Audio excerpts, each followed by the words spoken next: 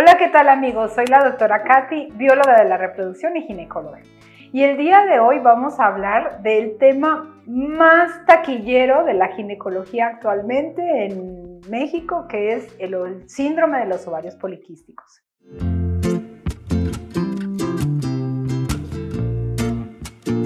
Resulta que el síndrome de los ovarios poliquísticos antes lo describieron unos médicos que se llamaron Steinman y Leventhal, y en 1954 se publica la primera descripción de lo que era el ovario poliquístico y describían a las gordas de Botero. Acuérdense que yo soy colombiana, entonces tengo que darle publicidad al escultor Botero.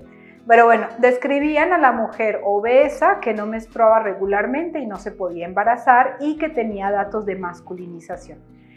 A veces la gente confunde mucho el tema de masculinización con preferencia sexual, pero no es lo mismo. O sea, podemos tener datos de masculinización con el acné, el cabello grasoso, el cabello ensortijado o chino, y también un dato de masculinización es también la presencia de pelitos aquí en el pecho, pero pues no es como los hombres, ¿no? El tema es así. Resulta que el ovario poliquístico fue descubierto entonces en los años 50 y a esas pacientes, los doctores que hablaron del síndrome, lo que le hacían a sus propias pacientes era que las operaban y le quitaban un pedazo de ovario y con eso se embarazaban. Entonces ellos eso lo vieron como un descubrimiento, o sea, acuérdense que son investigadores, y dijeron, pues de aquí soy, y publicar. Entonces obviamente mucha gente empezó a seguir el tratamiento de estos doctores y a la fecha desafortunadamente seguimos castrando a las mujeres de forma incorrecta por el síndrome de los ovarios poliquísticos. Ahora, en realidad ya han habido dos grandes consensos que nos han dicho cómo debemos diagnosticarlo, qué pronóstico tiene, cómo debemos manejarlo y bueno, todas las características que tiene el síndrome. Esos consensos son, vamos a decir, un lenguaje médico que yo lo que quiero es que tú, si me estás viendo, no te encasilles si yo te digo, porque no menstruas regularmente, con seguridad eres poliquística. O tampoco te encasilles diciendo, toda la mujer poliquística va a ser infértil. No, eso no es verdad. De hecho, hay mujeres poliquísticas muy fértiles porque los niveles de andrógenos, que son las partes masculinas de nosotros, se elevan en la poliquistosis y tienen más frecuencia o más deseo sexual. Por lo tanto, se embarazan más fácilmente. Pero bueno, ahí te va. Hay dos tipos de ovario poliquístico, el falso y el verdadero. Voy a empezar por el verdadero porque es el más común en México y también en la India. Son los lugares que predominan por síndrome de ovario poliquístico verdadero o genético. Estas bebés son hijas de embarazadas que tuvieron diabetes en la gestación, pero acuérdense que antes no se hacían las medidas para saber si eras diabética. Entonces, pues lo único que nos da la pista es el peso de la bebé cuando nació. Entonces, si tú cuando naciste pesaste más de 3 kilos 400 o más de 6 libras, es probable que hayas tenido una influencia negativa con respecto al azúcar en el vientre de tu madre y eso haya activado los procesos de poliquistosis ovárica. El hecho de haber nacido en México o de haber nacido en la India es un factor para que seas poliquística genética. Y cuando la niña poliquística no se reconoce porque el ovario está dormido hasta que llega la pubertad. Una vez que llega la pubertad, antes se decía, si en el primer año la niña es irregular, es decir, que no menstrua cada mes, podemos considerar normal. Y actualmente ya no es así, ya a los 6 meses que la niña está presentando irregularidades menstruales debe de hacerse las primeras pruebas de sangre para determinar si está iniciando con una poliquistosis ovárica genética. Ahora, hay un error muy común en la palabra quiste. La gente relaciona poliquistosis, o sea, muchos quistes, con mucho dolor y esto es incorrecto. La mujer poliquística no percibe dolor. El único síntoma real que la mujer poliquística tiene es que su regla no le baja mensual o que tiene muchos datos de masculinización, que en el caso de la mujer es el acné. Por eso los dermatólogos le piden a la niña que están sospechando poliquistosis que el acné no se le quita con los tratamientos que él les está dando o ella les está dando, que vayan con el ginecólogo para que se les haga el diagnóstico de poliquistosis. Ahora, a estas niñas se les trata con hormonas anticonceptivas para tratar de apagar un poco los quistes y después intentar que la niña reinicie su ciclo menstrual controlando su peso en el dado caso que sea poliquística obesa o con sobrepeso. Porque la poliquística puede ser delgada, sobre todo en estos casos.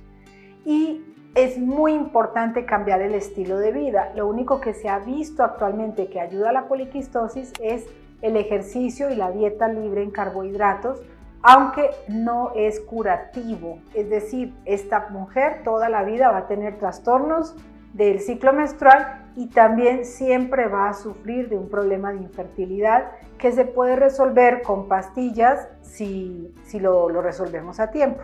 Ahora, vamos a hablar del síndrome de ovario poliquístico falso, que es el que estamos enfrentando actualmente prácticamente con todas las jóvenes y con todas las mujeres. ¿Por qué? Porque por alguna razón el consumo de carbohidratos en exceso y el consumo al parecer de edulcorantes, eso todavía no se sabe bien, provocó que la insulina que está en el páncreas se liberara de forma en picos pero muy continuos. Es decir, antes la insulina se segregaba cuando veías tu plato de alimento.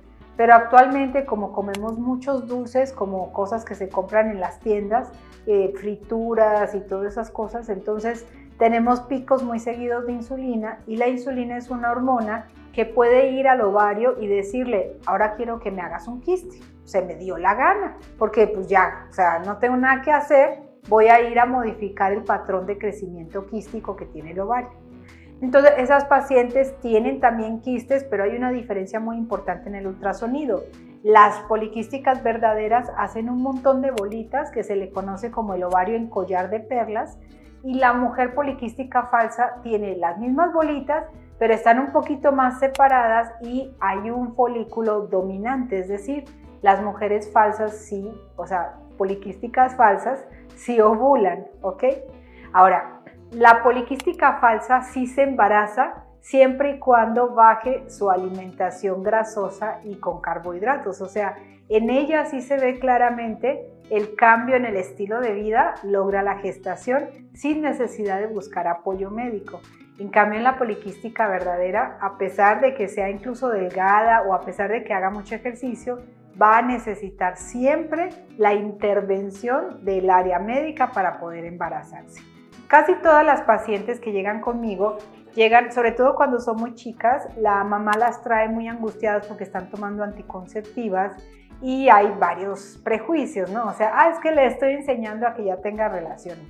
Es que es muy pequeña y le puede dar cáncer. Es que si toma ese medicamento tiene mucha náusea. La realidad es que sí les puede dar náusea, sobre todo en la primera caja, pero también hay que saber elegir la anticonceptiva. Y a veces el médico como que no se fija en que es una pequeña y entonces le da un tratamiento como de anticonceptiva para señora grande porque hay diferentes dosis. Entonces, primero hay que tener cuidado con el anticonceptivo. Ahora, es bien importante que sepan que la OMS dictó una orden y esa orden fue que para la mujer poliquística, como se masculinizaban, los nombres de los métodos anticonceptivos que iban dirigidos a mejorar el síndrome de ovario poliquístico deberían de tener nombres de mujer. Y es por eso que ahorita en el mercado existen Yasmín, Diane, Claira y Angelique, que son los productos que se utilizan para este tipo de enfermedad. Sin embargo, en México no se cumple esta situación. Entonces también tenemos métodos anticonceptivos que sí cumplen con la hormona que quita la poliquistosis o por lo menos la trata de menguar o de manejar, pero no se llaman como mujer. Por ejemplo, está uno que se llama Ilimit, hay otro que se llama Radiance, es decir, no se cumple con la solicitud que se hizo para el manejo. Se me estaba olvidando otra que también fue lanzada como un método anticonceptivo para la mujer poliquística llamada Claira. Sin embargo, este producto puede o no ayudar a resolver la problemática porque es otro tipo de hormona que sí ayuda, pero no con el éxito tan importante que tienen la ciploterona y la androstendiona, que son los productos que contienen los anticonceptivos de nombre femenino. Ahora, en la poliquística falsa, el problema no está en el ovario, no hay que echarle la culpa al ovario y se lo echamos y entonces le damos anticoncepción. Y no, aquí el problema está en el páncreas, es la insulina la que está causando el daño. Y el estilo de vida es el método principal para resolverlo. Entonces, aquí lo que tenemos que hacer es manejar una dieta de consumo de alimentos cada 3 horas, es decir, el ayuno prolongado es el que ocasiona la mayoría de los problemas, tener un ejercicio que esté relacionado con el control de la insulina, que paradójicamente debe ser un ejercicio de pesas. Antes decíamos que debía ser aeróbico, pero actualmente se ha visto que mejoran más con el ejercicio de pesas que con el ejercicio aeróbico. Y finalmente se pueden dar productos para mejorar la calidad de la ovulación, que dentro de ellos está el inositol. En México el producto más, vamos a decir, el que más han promocionado se llama Inofolic, y hay una serie de productos que contienen también mioinositol que se pueden usar para este tipo de problema o de padecimiento. Específicamente con el mioinositol se ha observado que cuando la poliquística se embaraza ya no le da diabetes, porque a las dos, tanto a la poliquística verdadera como la falsa, les da diabetes gestacional. Entonces, lo que hemos encontrado es que podemos incluso disminuir el riesgo de diabetes y por lo tanto bajar un poco esa tasa tan alta de obesidad y diabetes infantil que tenemos en México. Entonces, bueno, con esto quiero decirte que es una enfermedad muy común, pero también es una enfermedad en donde se cometen muchos errores. Entonces, esos errores, el principal es el hecho de darle anticonceptivas que no sean prudentes para el ovario poliquístico, con otros nombres, con otras marcas y que ocasionan trastornos en la mujer. Pero acuérdense, el anticonceptivo, una vez que lo suspendes, los trastornos se terminan, entonces tampoco es tan grave. Para mí lo más grave es que a veces la poliquística falsa desarrolla quistes grandes de ovario porque por alguna razón les cuesta más trabajo romper el óvulo para la ovulación. A veces ese óvulo como que es de cascarón duro y se va creciendo y forma un quiste. Ese quiste siempre es benigno y siempre se puede curar con hormonas, es decir, con anticonceptivos. Y el error más común es que las operan y les quitan ese ovario. Obviamente las castran y la castración, aunque pareciera un poco inofensiva en el caso de una poliquística porque tiene muchos óvulos, no debería ser el método adecuado porque eso ya está proscrito, es decir, ya no se debe de hacer. Otro error que se comete es llevar a la paciente a la idea de que nunca se va a poder embarazar a no ser que haga un in vitro, porque si bien es cierto, a veces sí necesitan un in vitro, sobre todo cuando la enfermedad es muy grave o cuando vienen muy obesas, pero no es el método para todas las pacientes. Y lo último que les quiero contar es que la mujer poliquística verdadera tiene una tasa del 25% de aborto. Entonces aquí hay un enorme dilema y es que estas pacientes se embarazan y abortan. A veces tienes a una poliquística que ha logrado 2, 3 embarazos pero los ha perdido y que viene muy obesa y que viene pues muy masculinizada. En esos casos el in vitro puede ayudarle a resolver el problema para encontrar el embrión que genéticamente esté mejor o para que a través de los métodos de estimulación ovárica controlada encontremos el óvulo que logre su madurez perfecta para que a la hora de hacer el intercambio cromosómico con el espermatozoide no vayan a tener un conflicto. Entonces yo espero haber resuelto todas tus dudas con respecto al síndrome de los ovarios poliquísticos. Recuerda que el estilo de vida es algo súper importante actualmente. El consumo de azúcares en general y edulcorantes tiene que ser algo que les quepa en la cabecita, sobre todo a las niñas, a las adolescentes que están ya como muy acostumbradas a consumir frituras y cosas como dulces.